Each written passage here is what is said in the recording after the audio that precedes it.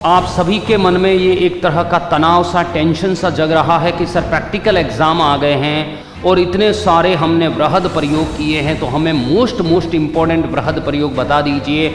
ऐसे कई मैसेज और मेल मेरे पास पहुँचे हैं, तो विद्यार्थियों के लिए मैं हमेशा तत्पर रहा हूँ और आज भी बिल्कुल मैं आपको बताने वाला हूँ कि आपको सभी वृहद प्रयोग पढ़कर नहीं जाना है।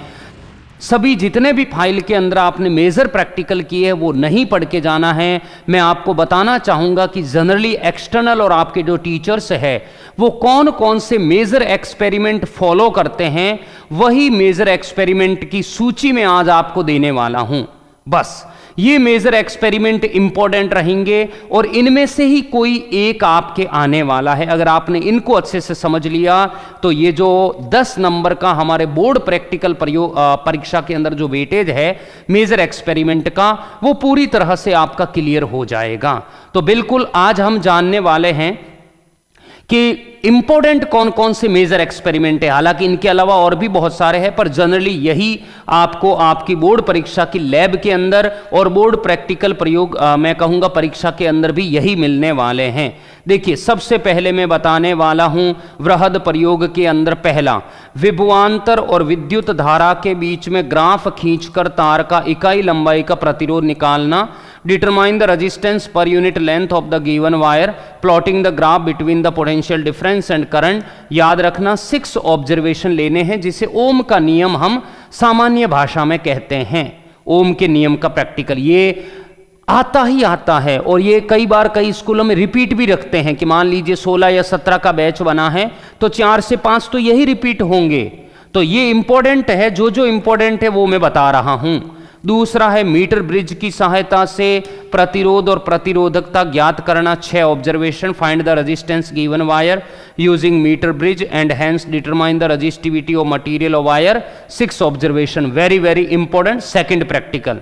थर्ड प्रैक्टिकल है विभव मापी को प्रयोग में लेते हुए प्राथमिक सेल के ईएमएफ की तुलना करना।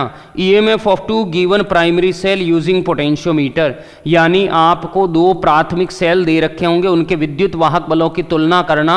ये प्रैक्टिकल बहुत इंपॉर्टेंट है और ये रिपीट भी होता है, हर बार पूछा जाता है।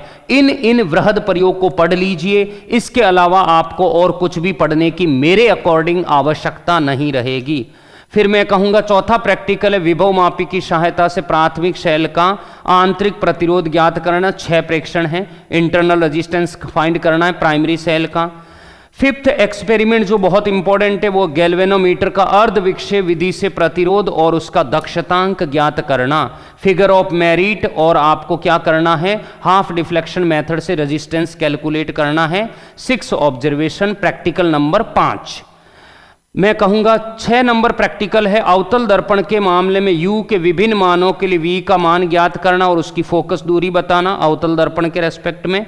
और मैं कहूँगा U और V के बीच में 1/U 1/V के बीच में ग्राफ बनाकर उत्तल लेंस की फोकस दूरी ज्ञात करना। ये 7 प्रैक्टिकल बहुत इंपॉर्टेंट है और यही रिपीट होते हैं सामान्यतः। फिर 8 नंबर है प्रिज्म। प्रिज्म के लिए आपतन कोण और विचलन कोण ज्ञात करके न्यूनतम विचलन कोण की वैल्यू का ग्राफ बनाना आपके लिए सबसे इंपॉर्टेंट प्रैक्टिकल है, प्रैक्टिकल नंबर 8। और 9th वाला प्रैक्टिकल है अग्र बायस और पश्च बायस में पीएन संधि डायोड का VI कर्व बनाना। ये 9 प्रैक्टिकल बहुत इंपॉर्टेंट है। इसके अलावा एक और होता है वो है जेनर डायोड। तो वो अगर आप इतना कर लेते हैं तो इन 10 एक्सपेरिमेंट के अलावा आपसे और कोई एक्सपेरिमेंट नहीं पूछा जाता है और आपको इन 10 एक्सपेरिमेंट का बेसिक भी अच्छे से आना चाहिए, इसकी थ्योरी भी अच्छे से आनी चाहिए, जो आपके वाइवा में आपका बहुत ज़्यादा सपोर्ट करने वाली हैं। तो प्यारे मित्रों, जिनकी ये चाहत थी कि सर इंपॉर्टेंट वृहद प्रयोग कौन से, इंपॉर्टेंट मेजर एक्सपेरिमेंट कौन से हैं, यही इंपॉर्टेंट मेजर एक्सपेरिमेंट है, आप इन्हें पढ़ लीजिए। इसके अलावा आपको मुझे नहीं लगता कि और कोई प्रैक्टिकल एग्जाम आएगा। आप इन्हें अगर अच्छे से कवर कर लेंगे तो बेहिचक आपका प्रैक्टिकल एग्जाम बहुत अच्छे से होगा। Thank you friend.